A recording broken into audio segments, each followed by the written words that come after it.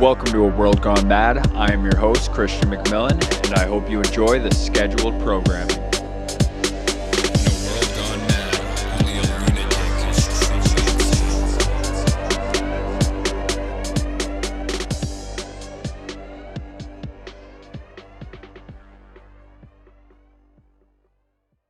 What's going on, James? Welcome to A World Gone Mad. What's new? Oh, nothing much, Christian, buddy. Nothing much. Glad to be here, mate. Glad to be here. Good week? Good week. Busy week. Oh, yeah, that's good. Yeah. James York is a podcast editor as well as an audio engineer and an EDM producer working under the title of Yorks. Maybe talk a bit about your project Yorks and what's been new with it. Oh, Yorks. I don't know. I started Yorks. I've always just had this fascination with electronic music. Like, ever since I was a kid, like, it was like the music that played on the radio that had more of an artificial sound that, like, I don't know, just like really got me going, you know what I mean? And so I started Yorks is basically, is just to release like electronic music under basically my own name, essentially. And I just picked my last name and stuck an S on the end of it. But my goal is with it is I want to make music that's timeless with it, you know? Like I want to like express myself in a way, you know, like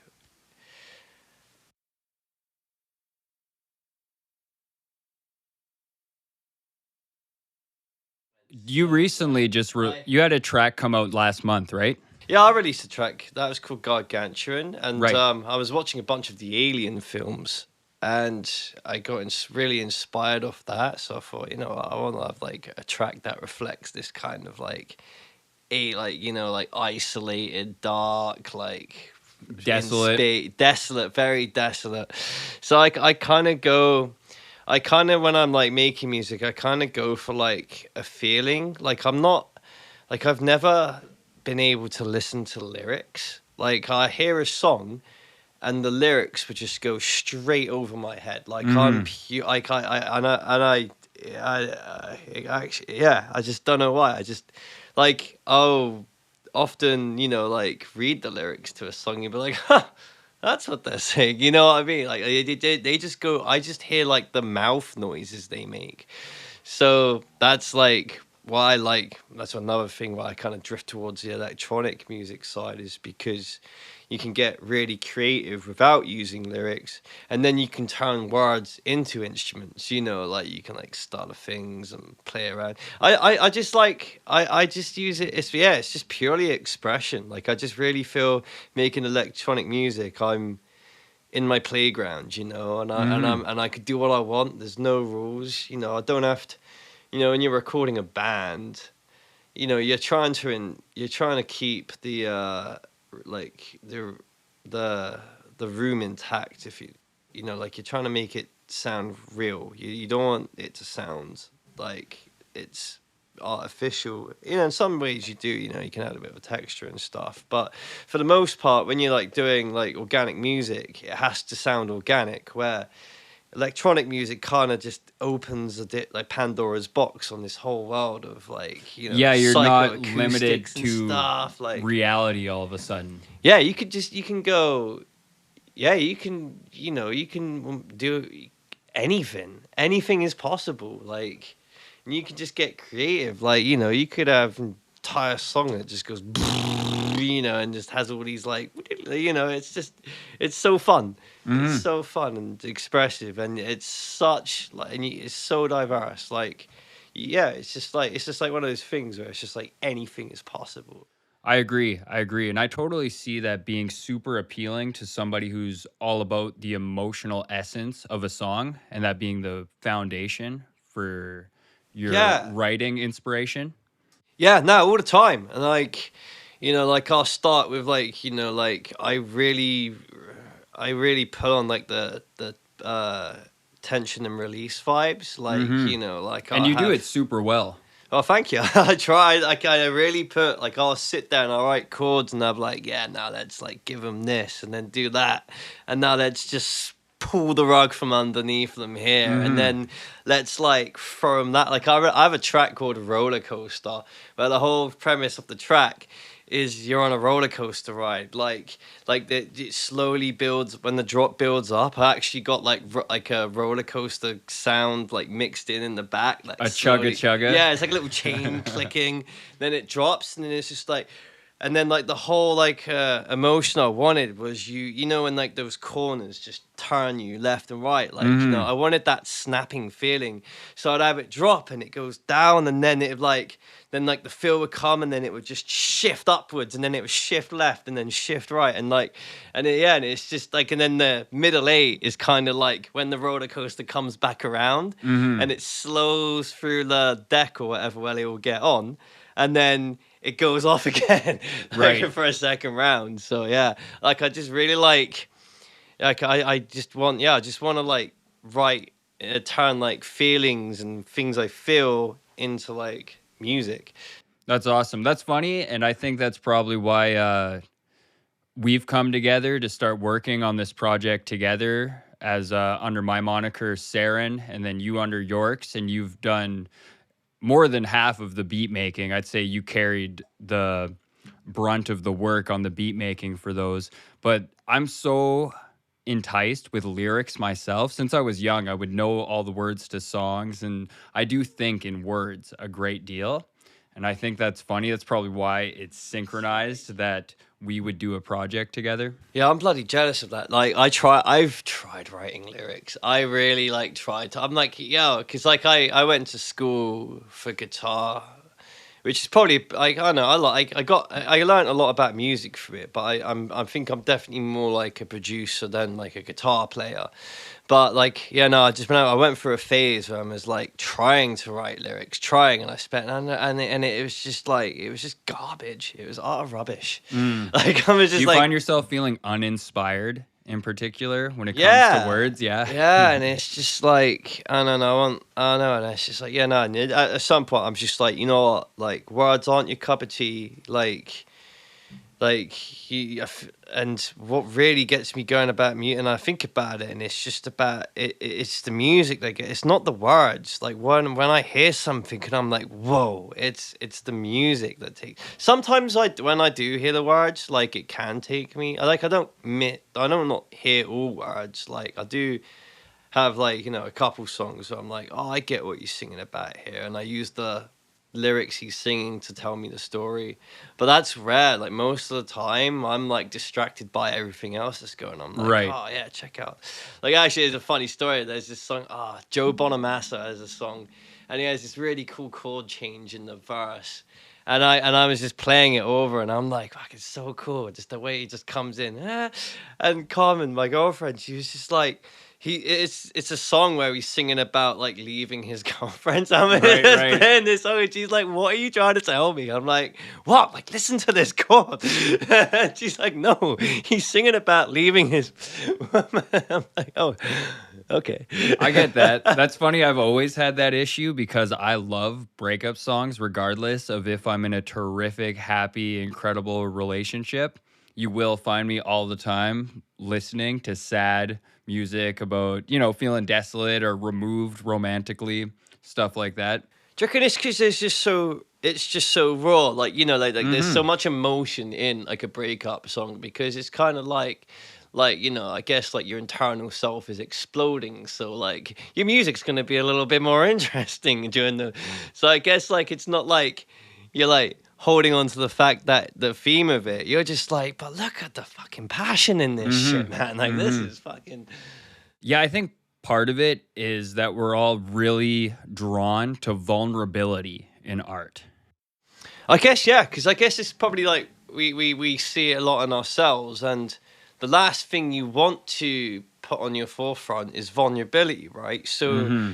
when you hear vulnerability come from music, and you know, like, and that's, I think that's actually a good brushing on a good point. That's why like live music is so, like, when you have a whole stadium singing up with their hands and the light is up, you know, like, everybody's vulnerable, Hmm. and it's something that, you know, like as humans, we can't, you know, we're like, whatever time are you vulnerable amongst thousands of other people, you Yeah, know, yeah. like, Performing where anything could happen. yeah, no, yeah, no, music and emotion is just. What school did you go to learn music before you had moved? It was before you had moved to Canada from the UK, right? That's correct. Yes, so it was after I left high school. It was college in Exeter where I grew up, and I was born and raised. Sorry, and it's called the Academy of Music and Sound, and basically these guys came to our high school and just shredded guitar for us for half an hour, and Right, we're like, right. sign up to our Indoctrinated you. school, and we're like, yeah, like, so like that's, you know, but if I'd have been able to put a bit more thought into it, I would have probably like taken a different path. But you know, at the end of the day, it was a good experience. Like, you know, like learned a lot about myself, and like now I can play guitar, so that's always a good. I went to this school. I started playing guitar for like 3 months, and then I was sat in college for guitar. So like everybody's like jamming to like, I think it was Green Day Holiday, and I barely could get a, you know, like the F chord on the guitar is your first bar chord. I could Yeah, yeah. barely get that down, and they're like sending me up on stage to play Green Day, and like I just remember a bit. Oh man, like it took like a couple months for me to like get anywhere I could, you know, be considered musical, Yeah, but yeah, that was probably quite the moment of vulnerability. You were put on stage before you were remotely close to ready. yeah, and it's actually I guess it has a that because now I have this thing where if I'm alone in a room with an instrument, like everything just comes out. But as soon as I have someone watching, I tense up and like, and I literally my head goes blank, and I'm like, well, what the hell do they want to hear? Like, Oh, I get that same thing. I even think you've seen me do that with instruments as well as when we start making a beat together. I feel like a third of the time I'll freeze up and feel awkward working with someone. I'll get self conscious all of a sudden just because I'm with someone else, especially if I think they're really skilled and they're really good at the craft of beat making or producing. I get particularly self and you're like, conscious don't look about it. like an idiot. Don't look like Yeah, an yeah. idiot. Don't Don't look like an idiot. Oh shit, you're being exactly. an idiot. Exactly. And it's always the basic thing is this is because your whole mind is just bottlenecked, and it just goes like, and it is bottlenecked, and then and you're trying to be like, yo, give me this piece of information I need now, and you just your whole mind's just like like it won't give you anything. Yeah, I definitely think the only solution is to do it more. Put yourself in that situation as much as possible so that when it's a really critical situation, say you're there with an artist looking for a producer and you want to impress them, if you find yourself in that position, you'll be happy that you had intentionally put yourself there as many times as possible when it didn't matter. Actually, that's true because and another good thing, you know, if you want to practice for that, have you ever recorded yourself like producing or like? I have this setup presently because it's a thing that I intend to do kind of with the podcast and it formulate into a YouTube page ideally where I'd like to record myself making beats and then little tips of what I think helps me or how I like to set up racks, et cetera, et cetera. But yeah, I haven't yet, but I intend to. Do it because it's so because I wanted to like start. I was like, yeah, maybe like I could just like start streaming, you know, like Ableton Live sessions or something. So I started like recording myself, and man, like you like you watch back and you just watch your mouse hover over something, and then you like your mouse will like go somewhere else, and then your mouse like can't find the thing you're looking for, and the whole time you're just like, man, it looks like I'm just drunkenly meandering around this program. You know, and you go on YouTube and Hmm. you watch like a tutorial or something, the guy is just like, obviously that's been edited, but it's just Yeah, like exactly. snipering. Like I'm there and I'm like, this compress, nah. Wait, and then you know and you're watching yourself second guess yourself in the door, and Hmm. you're just like, bollocks. Sometimes I think it's just something from being on the computer. I get overstimulated if, say, I'm 2, 3 hours deep, I haven't got off the computer, that I get antsy and all worked up, and I find myself struggling to find really basic tools. That can happen, yeah. Yeah, I've had that where you just like Yeah, you're just like, or if you're trying to work fast, I find if you're trying to work That's fast, you're exactly like, it. If yo, I'm like, I want to do this before I go take a piss, I'm definitely going to struggle to do it. I got to do this before I got to leave in 5 minutes, and you just like zoop zoop Hmm. zoop, and then you like make the most. Yeah, yeah. I've had to learn to slow myself down a few times. Like I'm constantly like trying to go like 2 clicks faster than I'm able to really, Hmm. and I just end up costing myself more time. Yeah. Yeah. I once heard a proverb about someone who's trying to rush through the jungle to get to the city, but he has very important papers. And ultimately, he ends up being locked out of the city because it closes at sundown because he rushed and he lost all his papers and had to pick them all up, resulting in him being stuck in the jungle overnight. Yeah, that's true. I've done a couple like I've done a couple like podcast edits where I got in, I'm like, and I'm like halfway through the edit and I've realized I haven't like so like we use a process where we like you open up Pro Tools, you have your audio there, and then we use Isotopes RX suite, and it basically there's a little the way that works is it you can connect it up to Pro Tools. It'll take the audio from Pro Tools, open it up in the program. You can do whatever on it, it spits it back into Pro Tools, but you have to click the render button. Right. So there's been a couple times where and I'm like editing a podcast, and I'm like, there's like a weird amount of mouth noises in this, and then I'll look at the file name and it doesn't have RX in it, and I was like, fucking, because you didn't press the fucking render button. You did everything. But I've done export it. everything, so I've had to go back or like like double check my edit to like perfect, and then like like render the whole file, because as soon as you render it again, you can't change your edit. Yeah, it's permanent. So yeah, nah, go take your time, ladies and gentlemen. Take your time. Yeah, that rendering thing, that's for two of the tracks that vocals are laid on for the EP we're doing, vocal editing. I still haven't rendered the vocal edits just because I want that wiggle room as long as possible. Yeah, no, the thing you could do as well, I guess you could take a track, you could do you can freeze a copy of it and just have that track inactive in the back, so it's always there to go back to, and then you can have your finalized version. But if you need to, you can always go back. Yeah, that's a good idea. I gotta say, I often turn to you for some advice on how I can make something more convenient in working on beats or producing or even just mixing. And that's what, when Matt Perkis was here from Black Pontiac, you know him. Oh yeah, yeah. No, Uh, me and Matt have worked he together. he had particularly mentioned that when we all came to know each other through school, that he was saying that he'd really like to look inside your brain, because I said that you're particularly obsessive, I see, when it comes to music. And I think it's this great skill where you figure out the fastest and most efficient way to do things, and then really I'm just getting this trickle down information that you go like, oh, if you do your effects racks in this way, you'll have a far easier time. And every single little tool that you give to me like that, I do find improves my workflow an insane amount. You're like the guy I go to when I feel like I could cut some fat off my actions in the DAW. Oh, I'm like almost blushing here. No, it's true though. Even through school, you were the person, you particularly helped me improve my workflow as soon as we started talking.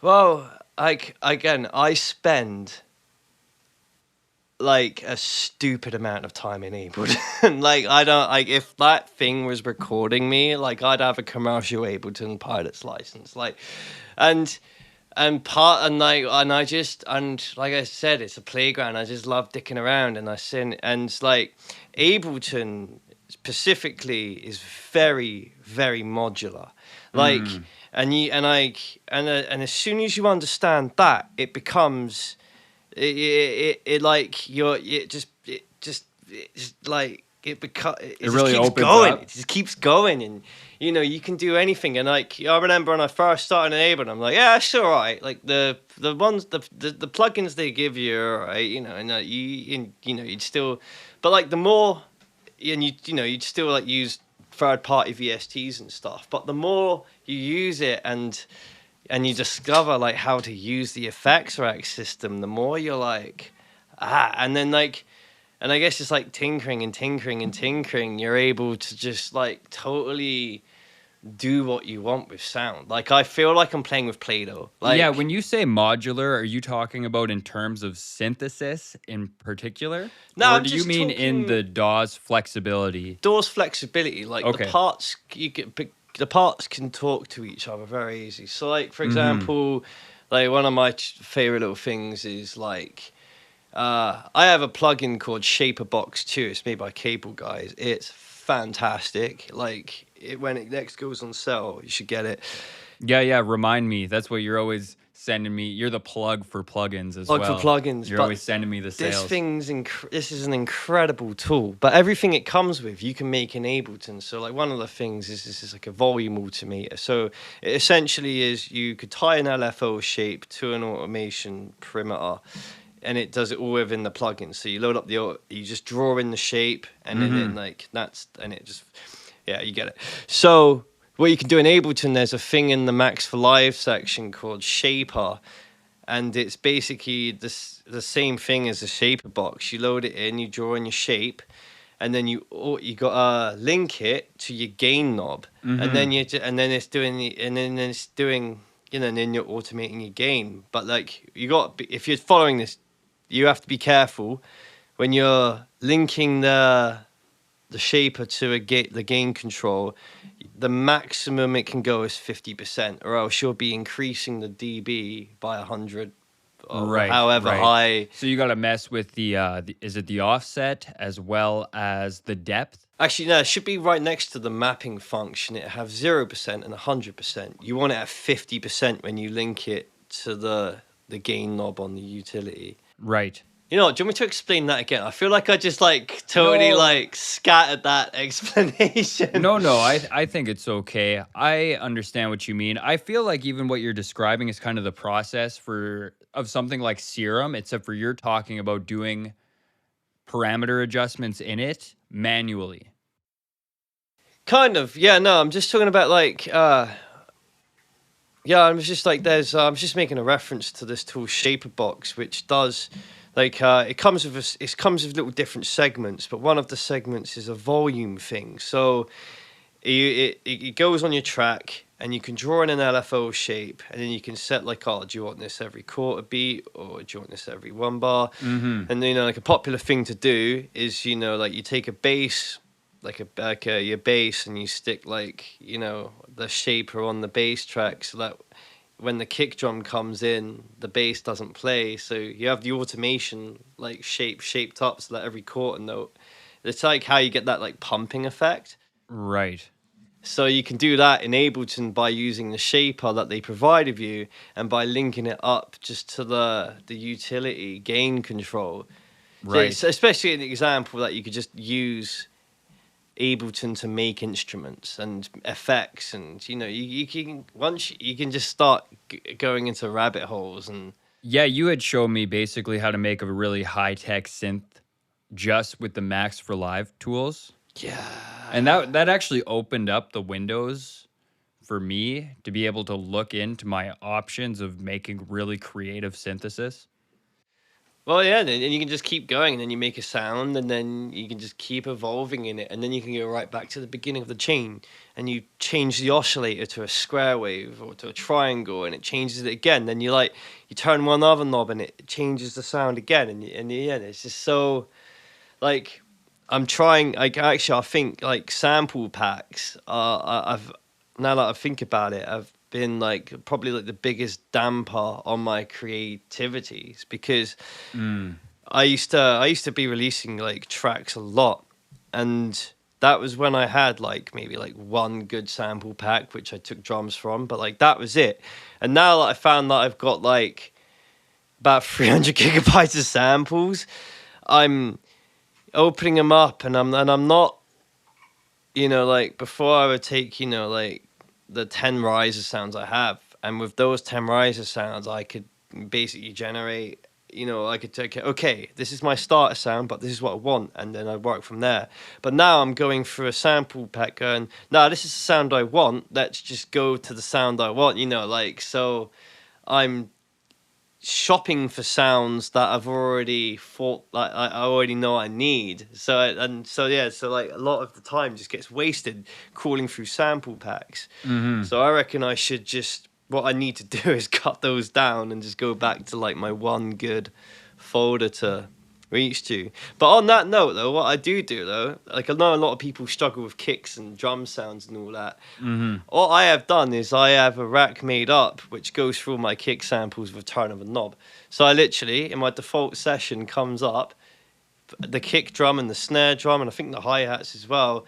It literally just comes up automatically there. I just plop in the MIDI, and then I could just sit there and turn a macro and flick through like, You have that set up in your template yeah. already. That's a good idea that I probably will adopt now in my beat making template. Oh, definitely. Because we've done that together. I remember the first time I saw that, and I do apply it, but I definitely don't as an automatic thing.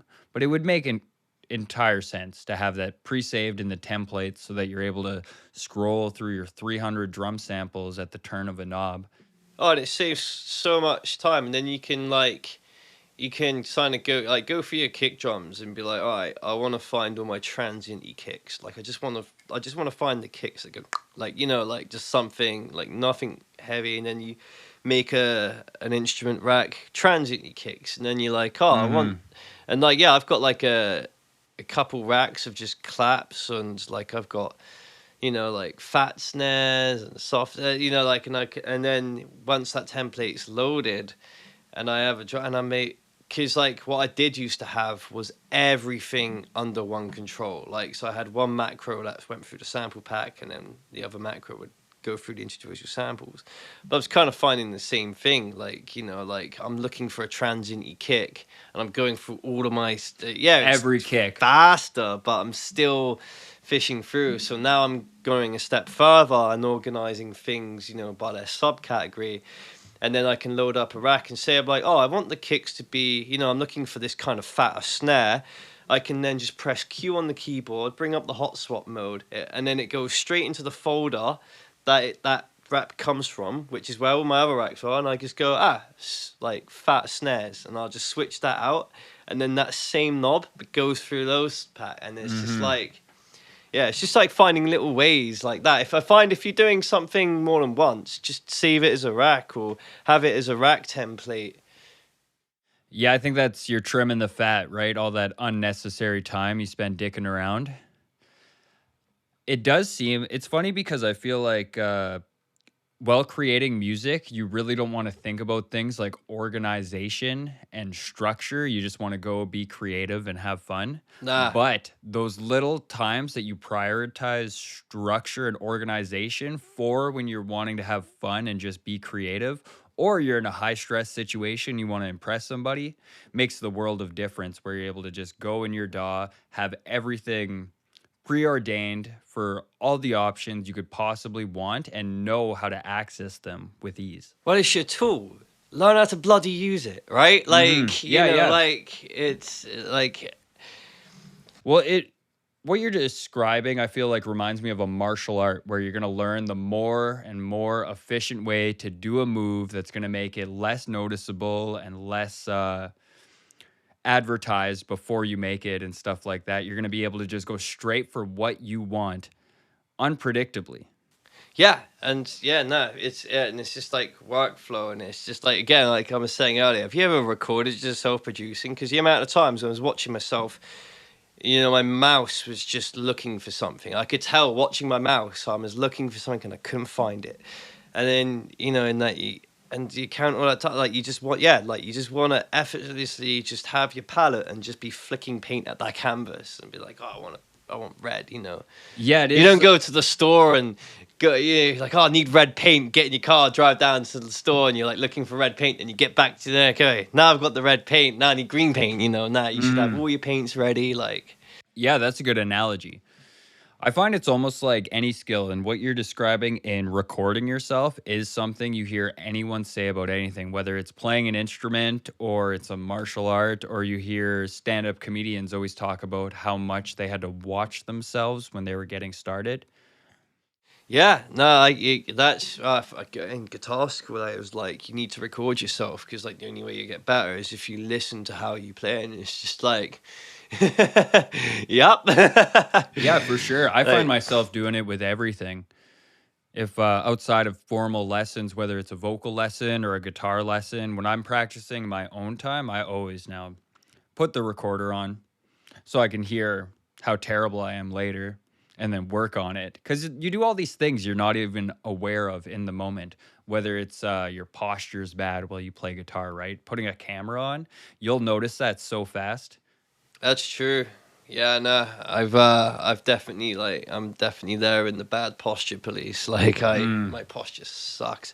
Mine was terrible. I do think it drastically, it's only starting to be worked out from impairing my guitar playing. But some months of practicing sitting straight up against the wall and trying to not look at my fingers for every little thing.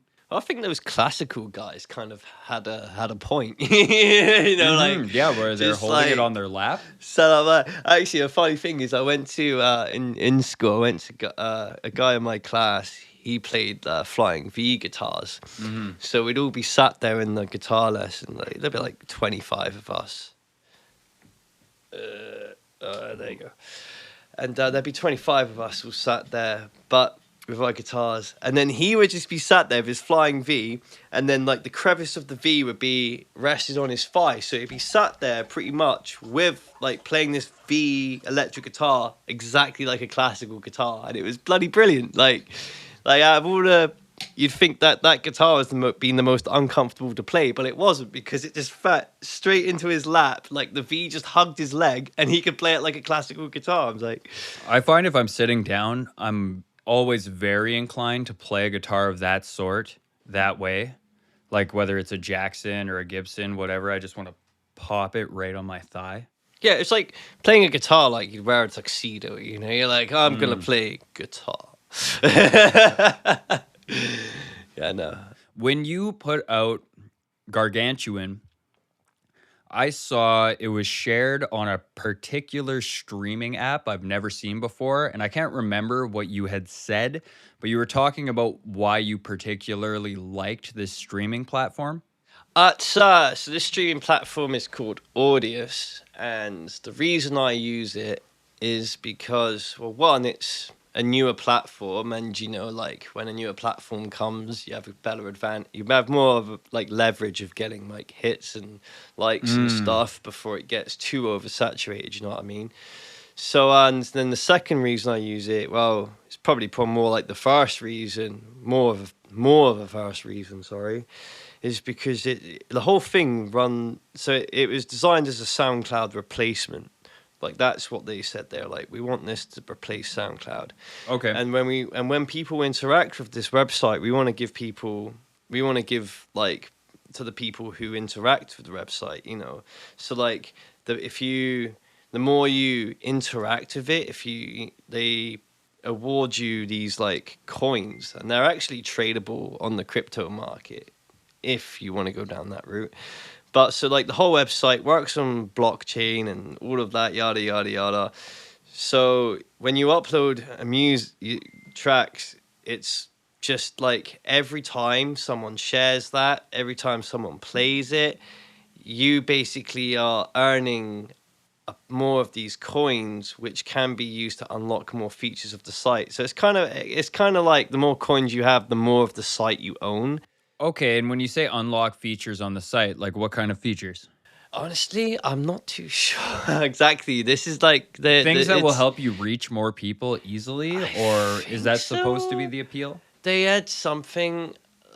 They had something about like I don't know, unlocking NFTs and stuff. Like once you have so many coins, you become a silver tier, and then you get like I'm not. It's still young. It's still pretty young. Like they like well, if you actually go into it and when it describes the tiers and stuff, it does say more and more to come, like soon. Mm-hmm. But I think yeah, I'm not too sure what you can like use the coins to leverage what you do on the site.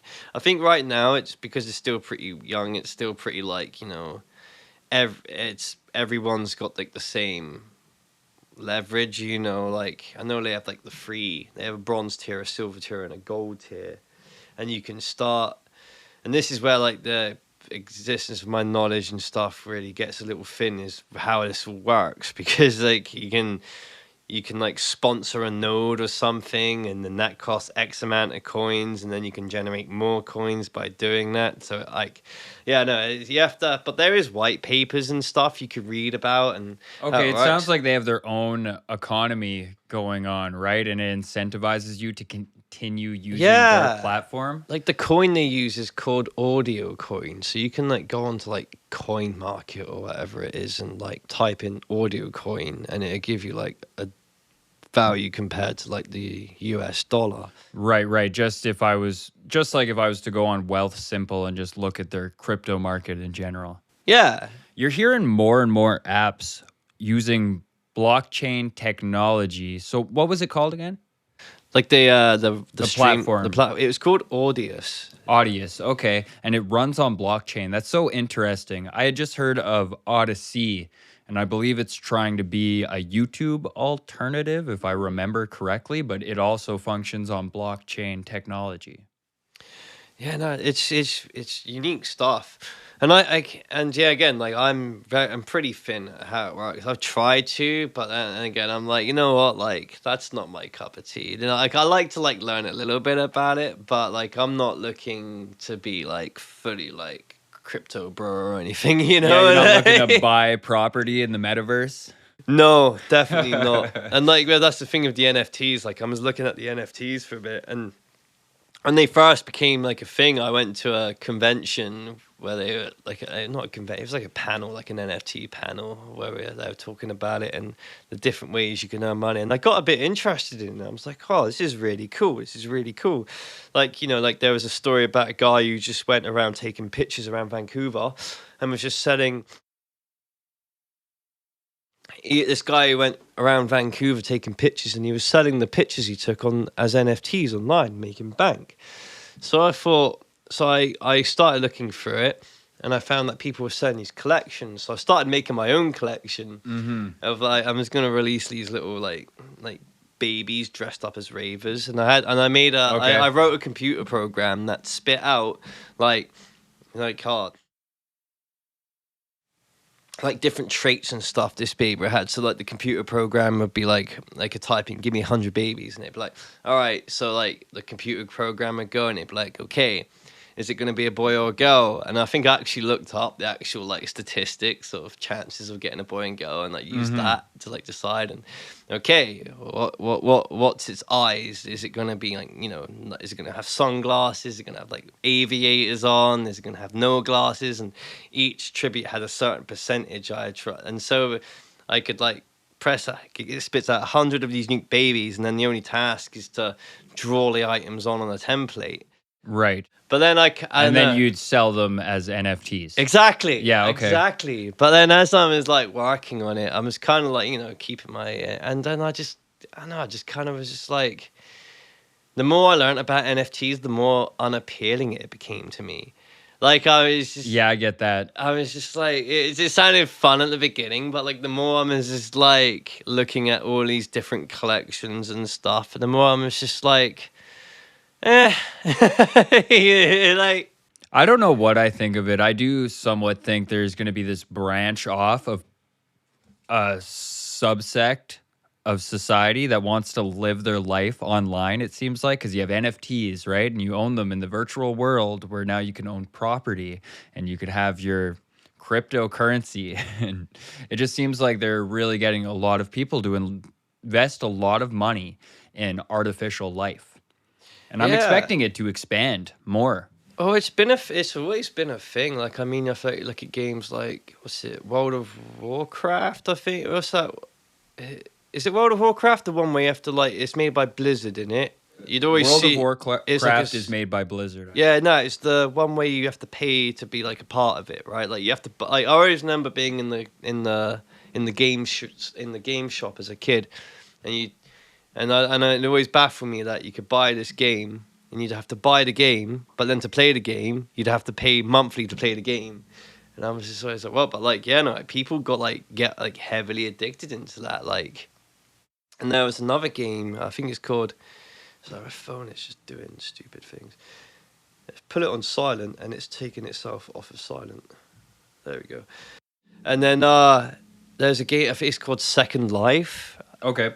And apparently, like, I just remember reading like the headline, like parents kid starves to death because they were too busy playing their second art. This is like a headline from, These like, parents had neglected their child and it died because of a video game. yeah, they were That's like some Casey living Anthony their shit. second life, I guess. But Oh my god. yeah, like, and I guess this game is kind of like what the metaverse is trying to be, I guess. I don't know. I think, like, I've never played it. I think I've seen like a video of it, but like, yeah, like Of the metaverse, you mean? not the metaverse. Oh, of this game. Second Life. But it's like, Okay. yeah, you can have your own house, and then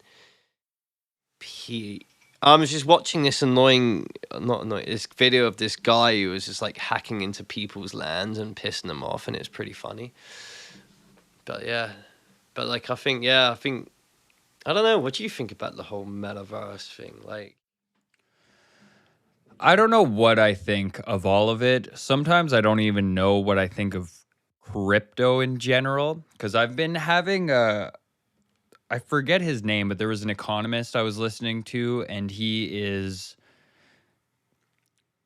a proponent of the Austrian School of Economics, which is a really radical thing that doesn't really exist in practice anymore because it has to do ultimately with this idea that you let the market determine value rather than the government. And because they have fiat currencies, I believe it was more a pertinent idea when gold ran the economy.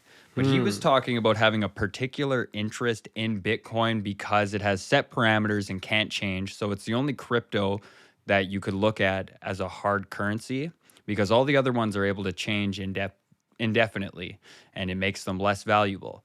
Because I believe a guy who made Bitcoin, it was this one person under a pseudonym who then disappeared. They created it, let it loose, disappeared. But then I start to think, my mind goes, I want to put a tinfoil hat on and think about conspiracies, and then wonder if it is an experiment intentionally to get people to be very invested in it because there's an anarchistic appeal.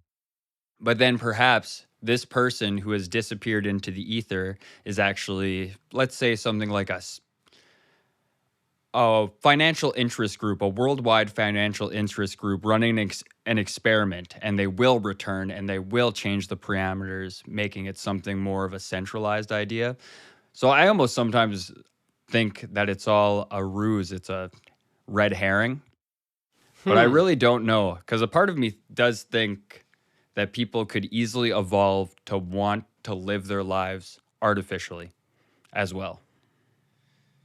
yeah, no, it's we're definitely making an interesting step in our history on this planet as human beings, aren't we? Like, so I think Bitcoin, for me, like, is probably like one of the first.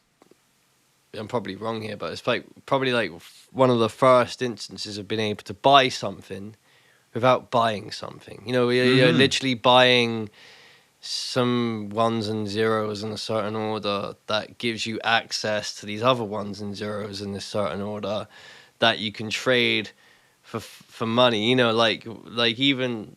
Well, like, then you can use as decentralized currency, right? Wherever I see crypto encouraged to use, it is if, say, I want to buy drugs on the internet or something of that sort.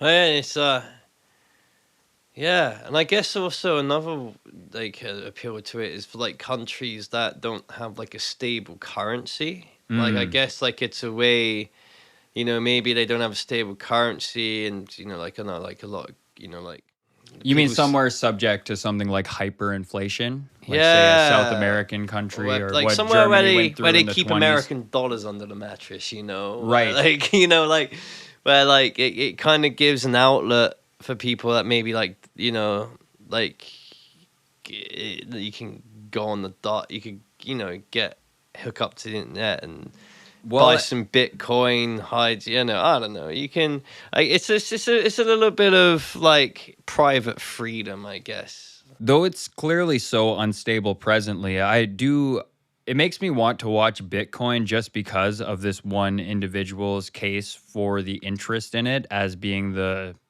only cryptocurrency really worth paying attention to. But I understand the appeal of wanting to have a financial system that isn't strictly dictated by the government, right? Because everything else is fiat currency, I believe you'd call it, I'm in actually not which too the sure. central bank determines the value of money by how much they print. And that's how we end up with inflation rates. And then that's how they kind of start to politicize things. So people encourage more printing of money. Right. Though ultimately that makes money less valuable and it causes the people along the way to be the only people really benefiting. Right. Say like the politicians or the government, Right. so on and so forth. Yeah, and like I guess like touching on that aspect as well, it like makes you like speaking, like currency, if you go and buy a house, like they pull up your bank account and they can, like where have you worked, like they can see all of your ins and outs, like like they like your credit card company knows so much about you. But I guess like Bitcoin and cryptocurrencies in general kind of pull a blanket over that. That's what I Like think the appeal is, right? Particularly with what just happened in Canada with the protests in Ottawa and all that stuff and people's bank accounts being frozen. I do think that made a lot of people uncomfortable with the banks and the government really just finding a new expansive authority suddenly to be able to freeze people's bank accounts at all is very interesting. And I do think it's unsettling. Well, and it's funny because like, what is a bank? Like a bank is just a place you store your money safely at the end of the day, right? Like Hypothetically safely. yeah, But what if the government ends up being able to control your bank account based on your political opinions? I think that's super dangerous, that's right? fucked. But That that's where should it does feel never- like that was a little tiptoe into a technocratic China-like move, right? Yeah, no, it's well, like if you don't touch your bank account for 5 years, say if you'd passed away, you Okay. went down the road and you Okay. went to Scotiabank and you opened up a bank account, and then you put like I don't know like $1 million into that bank account hypothetically, and then you left the bank and then you got hit by a bus, right? And then I don't know, like maybe you used like a different address or whatever. And then when they're like going through all of your shit, they don't find that bank account. Like you like they have no trace of that bank account. If you haven't used it for 5 years, 5 years later, your $1 million before you got hit by that bus is still in that bank account. But Okay. as soon as that 5 year comes up, the government absorbs it. that's what happens. That's what happens. After 5 years of not touching a bank account, the government sucks it up. So that's why you have to be very careful, like when like having record, because like they're Or not a going to will chase or you. something, you like, mean. Scotiabank ain't going to be like phoning your family up and be like, "Oh, yo, just read you your want your money?" obituary. Just Yeah. read your obituary, bro. Like, you want Yeah. funny story. No, that makes sense. So that's why the contingency of a will and it being ordained. Oh, who wills you'll are so important, and get your money that's to. coming from someone who doesn't have a will. Well, you don't need one until you have I something, know, but right? Everybody, you should. I don't have any money. What do I need a will for, right? Exactly. And I grant onto you $10,000 in student loans. Yeah, exactly. You can have my Exactly. phone bill. You can have Shaw. Yeah, straight up. So, how'd you get into the game of podcast editing? Oh, mate, after school, when everybody was just like, they woke up on the Monday and you don't have school and you're like, great. what do you do now? I was working in this cafe downtown making soups, and I got this message. One of our teachers, Braden, he messaged me and he's like, "Hey, do you want to do some podcast editing?" And I'm like, well, "Sure." So yeah, so he started feeding me podcasts, and this company just started up he started when he was in school actually. It was so I'll say like a year and a half ago. And it's growing, and he started making a podcast for this one real like brokerage realty group, and then and then another one, and then another one, and then this guy, and then so like yeah, we do a lot of mainly real estate podcasts now. They're mostly real estate. Mostly real estate. We have a couple of ones. Like we have one with like a neurosurgeon, like a brain neurosurgeon guy. And he really send me that. Yeah, well, it's called Brain Mastery, and Okay. it's fantastic. You have to. It's he sits down and he has these wonderful conversations with like people who have survived brain injuries and like other doctors and stuff. Like he had one of his past guests. He works for a company for the NHL and other sports leagues and stuff, and he takes players and he tests the players and he's able to give the coaches like a player like sports intelligence report. So like the coaches can get a sheet and flick through players' stats like they were Pokemon cards essentially. Right, and probably really finite the stats. Yeah, like they got them like okay, Like beyond your average hockey card, like how many goals. Yeah, and they got whatnot. him down to the point where it's like, okay, he's really good at identifying, like reacting to this object here, but he's also, and then he's like this good at reacting to this object while other distractions are going on. Right. His arms are 20, like they have like, they measure everything and they like they put them through tests and they're able to give the coaches like a sheet with a score at the top and stuff. It's just so many like interesting guests and stuff. I've edited an interview with David Hadfield, the astronaut. That was pretty Really? cool. Yeah. Cool. Yeah, that was an interesting one. Yeah, I've done company. I've done my last.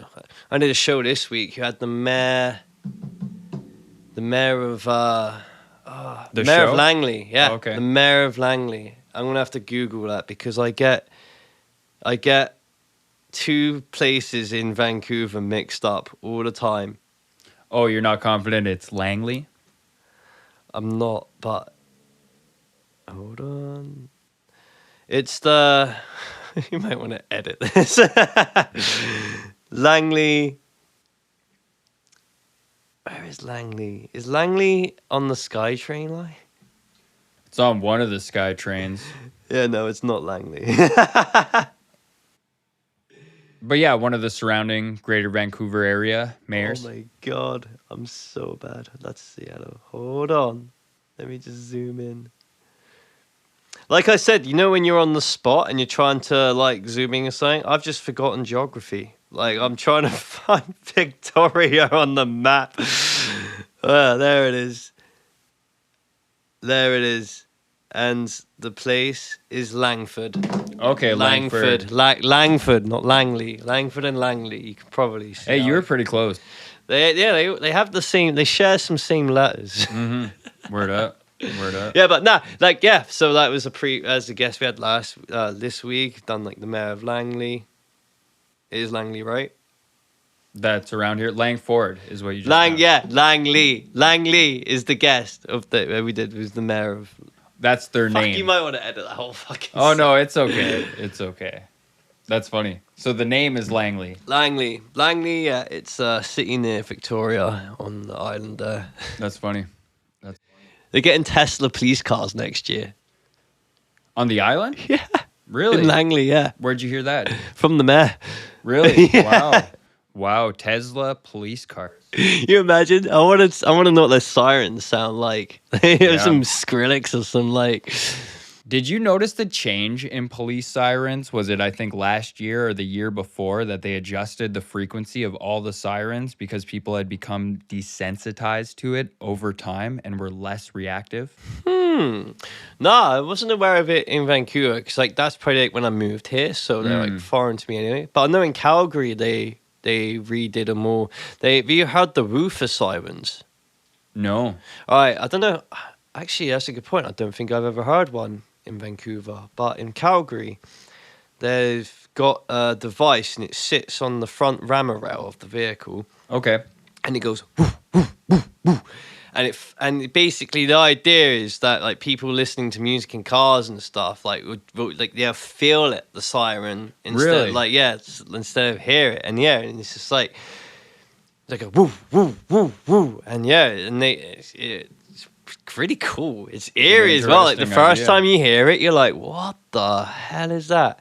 I'm interested in sirens. I would love to like know how they're created, like what's the technology behind it, because You mean how do they synthesize it? Yeah, like it's like, an is there- LFO with an auto filter over a specific yeah, but like is frequency? it recordings they going through, or is it actually like generating the site, like is there just like a fucking awesome siren synth in the cop car's computer? Because like they're getting pretty like wacky and like like they can get pretty interesting. And You it's mean just, like just the police car itself? yeah, it's like the sirens. Oh, for sure. I'm just talking about the sirens. Like, Right. Like I get fascinated in just like all the different tones and the woo woo woo, and then they like they Totally. like I'm just like, who's behind? Like I know they're just flicking buttons, but like I'd love like I know like if to see what they're all doing. I if would they were love a synthesizer. side job, I just doing siren sound design. For real. Man, there's all sorts of sound design jobs that I think of when I watch horror movies and you hear like a droning, like eerie, ominous tones, and then some clashing bangs, a little bit of robotic dissonance, stuff like that. The right horror movie, I do think it would be phenomenal to have the job that you generate those disgusting, off-putting sounds. What's your job? I was like, I make people feel uneasy. Yeah, exactly. Nah, but I actually, on that kind of subject though, and I was reading an article about a guy who went to hospital, and the beeping of all of the hospital machines drove him nuts.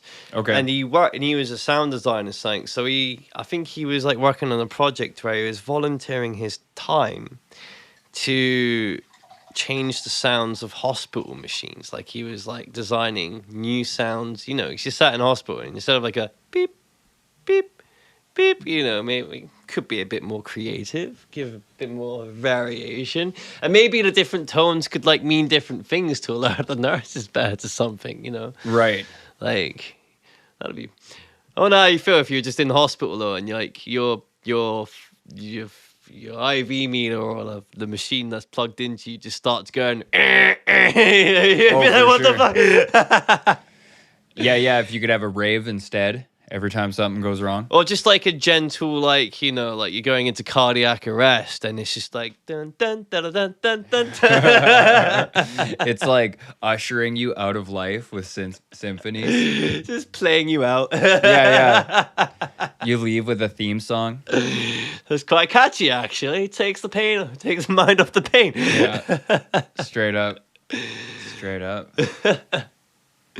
But yeah, no, like it's incredible. I love it. Yeah, no, but like I wanna just go into the rabbit hole of sirens a bit. It's funny, my tagline on my like social media of my music and stuff is I vow to never put police sirens in my music. I remember that because it was the first thing I noticed going through your music was that in particular. And that's what I was just thinking. It's so funny that you're talking about a fascination with sirens, where I remember when I asked you about it, you said you resented sirens in music because they made you look around and panic. Oh man, like you're driving down the road and maybe you got like one too many people in your car without a seatbelt on a sec, and then you can hear the siren in the back and you're like, oh fuck.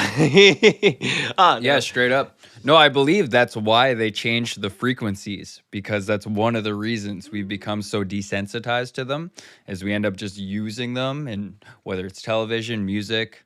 Also, like another reason, like they change and bounce around so much, and like they flick through like 10 different sirens when they go through.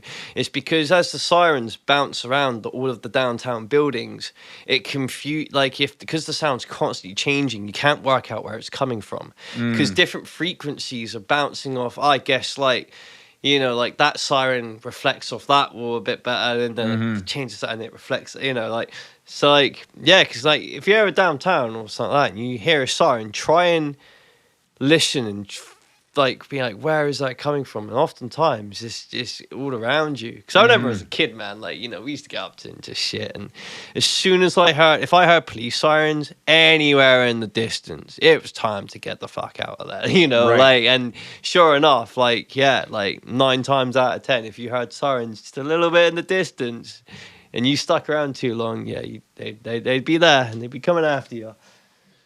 You'd be done. You'd be nicked. Shit, yeah.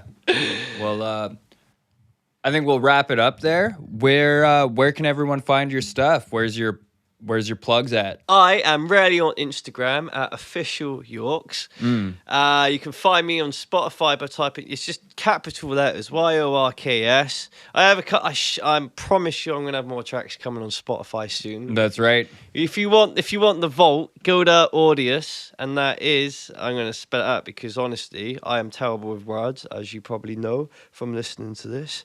AUDIUS. So that's how you spell Audius, and then you just go there, and then I'm under Yorks. That's right. That blockchain technology. Blockchain technology, yeah. Earning those whatever I do's with them, but yeah. Yeah. You play money. I know it's better than 0.0005. Is it? Was it 0.005? Anyway, it's better than the shrapnel of a cent you get. Right. Spotify. Word up. Fuck yeah. Well, thanks a lot for being here, Oh, Jim. thanks for inviting me, man. This is it's fun. It's like this is the second time we've recorded this podcast, so I'm slowly getting better at this public speaking thing, I guess. Yeah. It comes over time, and I'll have you back when you drop a release, or definitely when the EP we're working on comes out. Drops that. We'll talk about it. Sounds good, mate. Shit, yeah. Thanks for being here. Oh, anytime, man. Anytime.